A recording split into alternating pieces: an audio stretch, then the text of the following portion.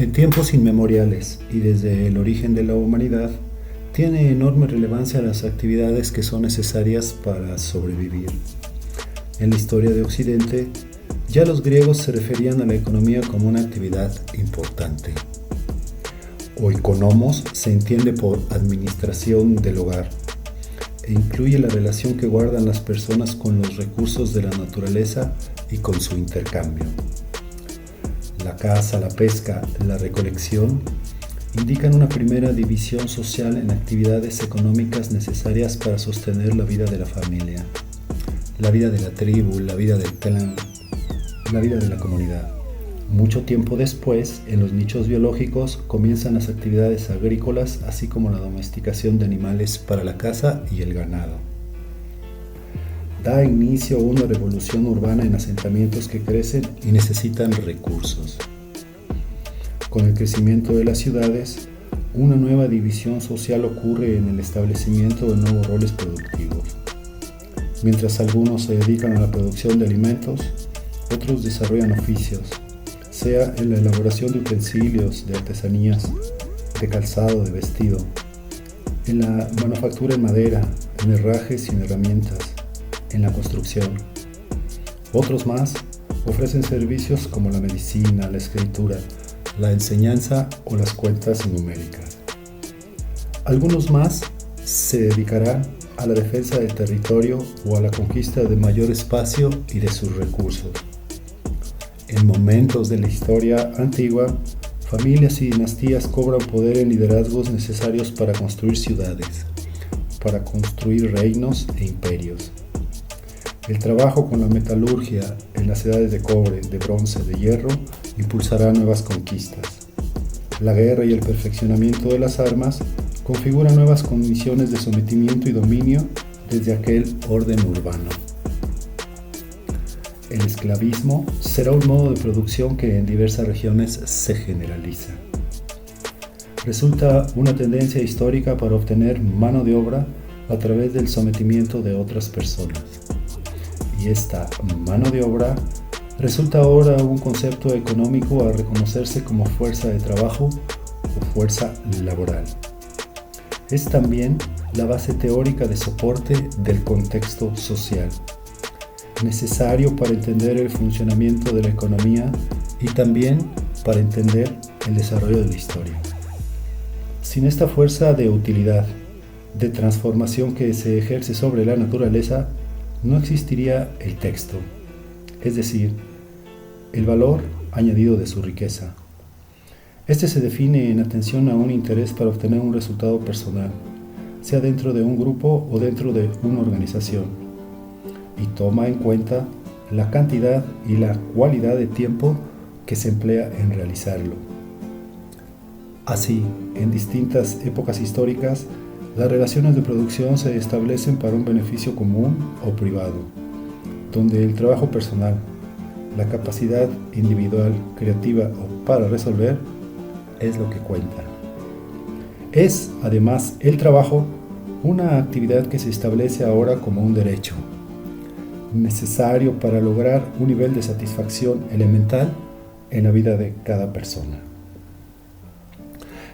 El tema de la ocupación o lo laboral nos obliga a revisar la historia para reconocer aquel otro valor material que representa riqueza. En el origen de la producción de granos, de semillas, de verduras, de hortalizas, las reglas las definía la misma naturaleza. Se trataba de contar con clima adecuado y suministro en material o materias primas. El valor de intercambio podría variar a reserva de estas condiciones. Así, abundante riego, abundante cosecha, abundante acceso a materias primas, abundante producción. La escasez dependía de estos factores, o así el consumo dependía de obtener estos bienes materiales gracias a un suministro que podría ser en ocasiones generoso. Al paso del tiempo, crece el intercambio y el comercio de alimentos, de materias primas, de especias, de productos y utensilios. La cantidad o volumen de su valor comienzan a representarse con materiales o productos equivalentes a ese mismo valor. en las piedras preciosas, en los metales preciosos como el oro, la plata, el bronce, en ciertos ingredientes exóticos, en algunos objetos de orfebrería, también en las semillas y finalmente en las monedas, se adquiere una representación material de estos valores de cambio que se cuentan. Su uso corriente se lleva a cabo desde la Edad Antigua en aquel lugar de Eurasia. Al paso del tiempo, se usarán pagarés, letras de cambio, cheques o contratos. Su posesión y finalmente su acumulación era algo que a muchos de aquellas tierras deslumbraba. Fue ese tema de interés que atrajo atención desde aquellos centros urbanos de las civilizaciones antiguas. La crematística, según los griegos, incluiría ese deseo desproporcionado de acumular riquezas materiales y luego riquezas mal habidas. Actividad contra natura que deshumaniza, decía Aristóteles al respecto del lucro, quien además profundiza en distintas ocasiones al respecto. Una crítica sin uso de tanto parábola la hace Jesús a los llamados mercaderes del templo, cuando antes que otra cosa velarán por sus intereses. En tanto, el apóstol San Pablo habla del pecado de la usura, del robo, la mentira, la avaricia, el soborno, el abuso, la corrupción, serían algunos de sus signos y contra lo cual se advierte desde aquella antigüedad clásica. En la importancia del tema, el gnosticismo grecolatino coloca a la corrupción como el sacrificio de la autonomía. Se habla aquí de la importancia de la propiedad privada, de la ética comercial y el valor de una doctrina corporativa. El tránsito de la Edad Antigua a la Edad Media fue igual un cambio de modo de producción esclavista a un sistema feudal donde el vasallaje por servidumbre y por mano de obra se daba a cambio de protección. Siervos o vasallos pueden nombrarse aún súbditos aquellas personas que habitan la tierra del feudo, del condado, del señorío, del principado. Correspondiente a la situación, Tomás de Aquino y la filosofía escolástica católica colocan atención en el valor de la economía de la comunidad, en la microindustria y en la importancia del mercado local desde el surgimiento de las primeras misiones y de los primeros obrajes.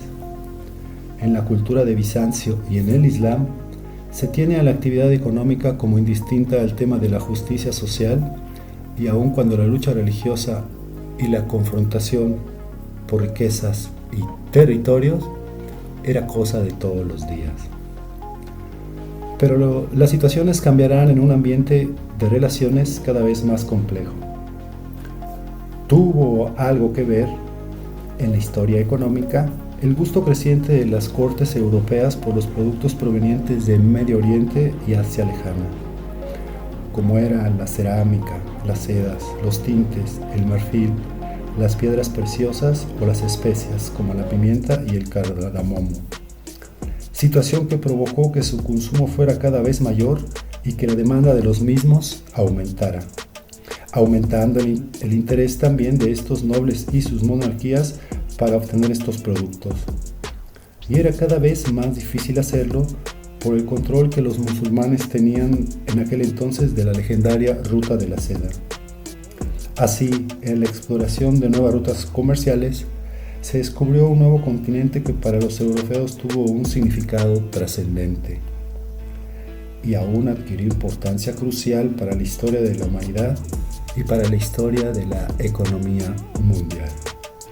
Se dispuso la conquista de estos nuevos territorios en la oportunidad para imponer estos intereses geopolíticos de dominio hacia un orden imperial. Portugal, España, Inglaterra, Holanda y Francia serían el ejemplo de una primera etapa de colonialismo desde una disputa constante por territorios, por productos, por minerales, por materias primas.